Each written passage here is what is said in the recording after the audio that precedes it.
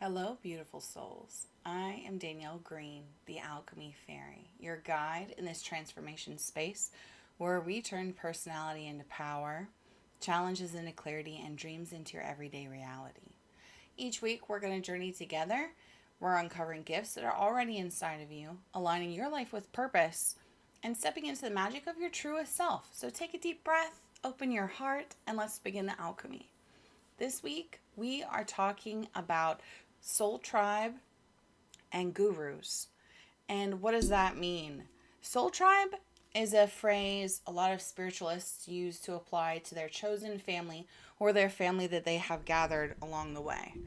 So, this is a group of people who are on similar frequencies where you meet along your path and they just feel like they instantly get you, or they have seen your story in their own journey, where they have a deeper resonance with you and your purpose. And they might say, hey, I also had XYZ in my past that aligned with what you're either currently experiencing or previously experienced. So your soul tribe is kind of like these amazing souls you meet along the way, and you kind of gather them up, and they can be teachers for you. So the soul tribe that we have that can hold our hearts and hold that sacred space with us, that's the beauty of kind of becoming a soul family with others. They're not necessarily your blood family, although the family you were born into or adopted into could become your soul family. They might be the one and the same. It just depends. And so this kind of concept comes up whenever you're struggling with, I need new teachers or I need new guidance. And who is the best person to provide the guidance, provide the teachings, and how can you learn from them? Sometimes our soul tribe teaches us, sometimes we need special gurus along the way. And those gurus might be either specially taught, they could be monks, they could be hypnotists, they could be deeper advanced spiritualists who are further along their journey and they have seen many things. It can be many different types of forms of gurus, but typically a guru is a kind of teacher. I mean, don't, you can Google check me on this. This is my Danielle definition, okay, of guru. What is a guru? So if you want a Google definition, you can go seek that out, and I applaud you, okay? This is my Danielle definition of what a guru means to me in my experience. I'm sure there will be 1,500 different ways to say that, but, so fact check me if you want, but that's the Danielle explanation. Uh, and so, at least for experiencing your own inner transformation and alchemy, they're teachers. Ultimately, that's the purpose. Just a different name for a type of teacher. Now, sometimes we need soul tribe. It's like, when do they come into play? Soul tribe can come into play when we are trying to advance to the next level on our path. Sometimes we find ourselves wanting to be stronger, bolder. Have you ever felt like you see someone and they inspire you and you want to either be more like them or get on their level or achieve at their level, maybe communicate at their level or earn at their level, whatever it is, but you're inspired. So this moment of inspiration happens, and sometimes that can leave you reflecting on where you are and either feeling behind or not good enough, or there could be challenges of worth, self-worth, or value. And so sometimes we need to lean on our soul tribe or a new guru or an old guru or a family guru, if you're lucky to have one of those, and seek their wisdom in order to say, hey, like, I recently received inspiration and I want to elevate myself. What is the process for that? What does that look like? What does this journey transcend into? Are we like butterflies in a chrysalis? Then we're just we're just goo until one day we're not and we have wings again? Like, what does it look like? I know that I find myself asking that question a lot to myself and to God, spirit, the ancestors, everybody. And sometimes when we don't have someone around us, our ancestors can be our gurus, and they are literally, quite literally, our soul tribe. So it's kind of looking through those elevation moments. And so when you're trying to find that kind of community and partnership on earth, right, in this incarnation, I guess, not the flower, but when we're looking for that connection here, what is that can also look like leaning on your people. So take your soul tribe, for example. I think women approach this differently than men, straight men, let me be clear.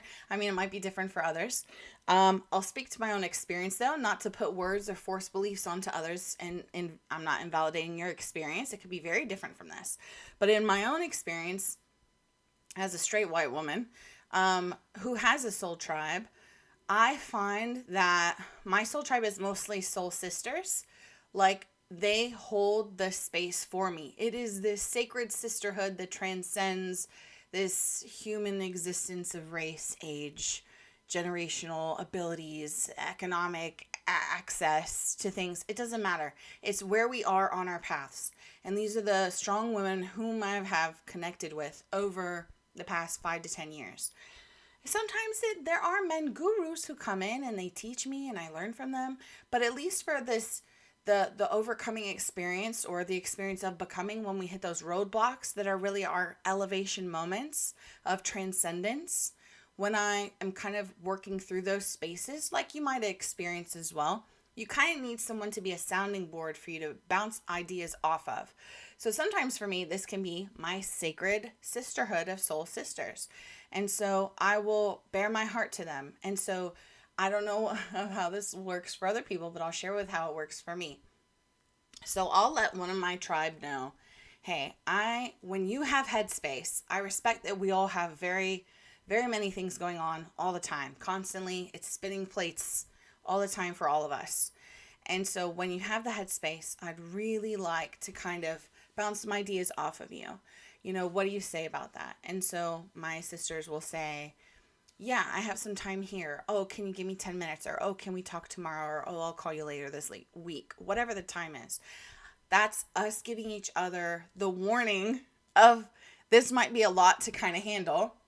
And also a warning of, like, I really need to borrow, I call it brain juice. Like, when my brain gets so tired and I've been cooking up things all day, working all day, and I'm out of juice, out of creative juices, I'm like, can I borrow some of your brain juice? It sounds, I guess, kind of gross or whatever, but that's how I think of it. It's a liquefaction of knowledge and wisdom that a lot of times I'm just, you know, by the end of the day or middle of the week or whatever the time is, whatever the case may be, I'm running low. Like, we have to keep an executive level amount like set aside, but then beyond that, where it's a little dicey. And so anyway, so my soul sisters, they will hold space for me. And I was sharing this with a friend recently. And so we were sharing the differences between the male experience and the female experience, bouncing ideas, right? And so we were talking about being stronger in our relationships, in our committed relationships, and in our lifetime partner relationships. How can that be strengthened? And part of that is understanding that a lot of women do hold a sacred sisterhood. Like, comment below if that resonates with you. Let me know in the comments, because I feel like a lot of us, if you see and you're really tight with your people and you have that mutual symbiotic sort of dynamic, which we do, it's like, I see you're carrying a burden and I have peace. So I will share half your burden and give you half my peace. That's how our sisterhood works. It's like, if I can help, I will. And likewise, if they can help, they will. We have this bond, right? And I hear that it's rare. And so I want to speak this over all of you, that you guys have soul tribe coming into your life, or maybe surrounding you already, that gives you this beautiful empowerment to speak openly in this sacred space of just sharing your heart, sharing your mind and your soul on this, without judgment, without criticism, without gaping superiority complexes or narcissism, okay? Nothing destructive. This is just a calm, gentle space of sharing. And so from this sharing, when I was speaking with my friend, we were talking about that you need to understand women often share this dynamic when they have really good soul sisters or a tribe around them. This is a common occurrence that, like, yes, today I held space for one of my sisters who really needed me. So I might be bearing half of her burden in solidarity and in support to her. And to understand that asking your partner a question like, how are you? Or how was your day? Or how was work? Is really like 2% of how you're really feeling in the moment. you're feeling at the end of the day. It's not a sufficient gauge of a question when you're trying to evaluate how's your partner doing for real, like a true check-in, which I feel like we should be doing all the time, or at least a few times a day, just seeing how each other are feeling, because things go on, right?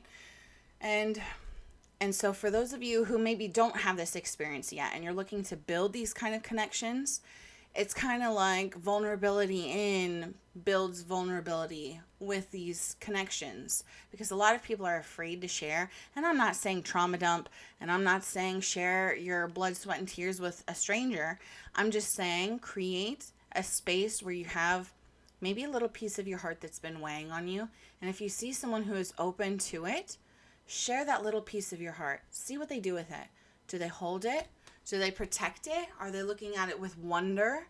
Are they looking at it with amazement? Like, wow, you handled that so great. Or maybe you didn't handle it great. And I used to be that way too. Maybe it's a connection point for you. But sharing that little tiny piece of your heart is how we have the shared human experience with others. And that's when you can find out who is your soul tribe. Are they worthy? Could they be a source of strength and empowerment and encouragement for you? Or are they more so better left where they are? Because not everyone is built or equipped for this or in the headspace for it. And if you believe in the whole matrix perception of life, some of them are just CPUs. They're just computer animated people who are just not really real. I always think that's just a funny turn of phrase. Like when you see people's reaction to gauge, like, are you really incarnated or are you a CPU? You know, it's just a fun mental experiment that does nothing but spin my mental spoons. But it's a fun game to play when you see how people react to things. Just gauging if they can hold space for you. So I just want to share this as a reminder on it's okay to have a hard day. It's okay to ask for help and lean on your people. It's okay to, if you say you don't have people or they're not available or maybe they're maxed out, then lean on the creator, lean on your ancestors, lean on wherever your faith is, lean into that. Create space for that. Invite that level of wisdom, that cosmic wisdom, wherever you source it from. Invite that cosmic wisdom into your life, into the problem or the perception of a problem, and say, hey, I'm feeling like this is a challenge for me, an opportunity for growth.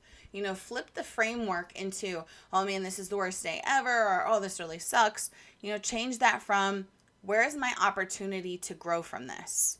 How can I take this and become stronger from it?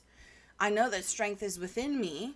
So how can I make this a strength moment if that's called for? Maybe it's not. Maybe it's a time for healing and rest. It just depends. I'm just saying there's options. And so if you invite that cosmic wisdom in, that divine wisdom in, and listen to it, and the more we invite it in, the more answers we will receive on guidance of how to approach it.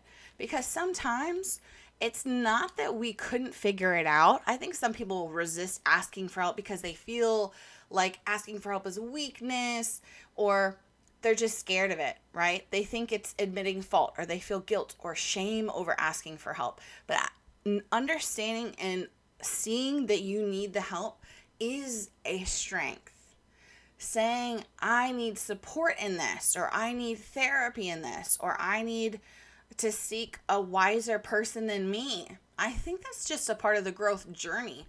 So if you're on this journey to grow, this will happen again and again and again and again. So the less resistant you become to asking for help, to reaching out, to leaning into your tribe, the more you can set your ego down and put your pride next to it, humble yourself and say, you know what, sometimes I'm not always the smartest on everything, and that's okay.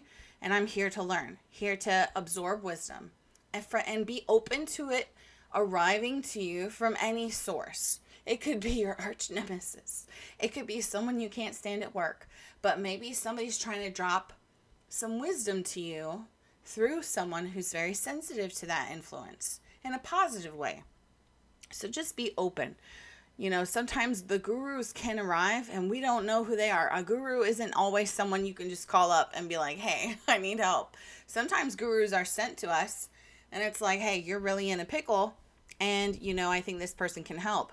And sometimes we only know that by talking to them, sharing a little piece of our heart with them. Sometimes it happens by asking and being inquisitive and curious with them. And they somehow could come with a whole breadth of knowledge on a silver platter that you can only receive when you stay curious. When you ask them about that, when you say, tell me more. Tell me more about that. What was that like for you? I hear you said you went through these things, but what did that feel like in your heart? How did you come from there to there? Ask them, use it like you're trying to find all the answers of the universe from this person, and see what they have to share. And if they have more, great. And if they don't, that's also okay. They didn't know it was going to be a pop quiz. But, keeping the curiosity fresh is important. And that can help us.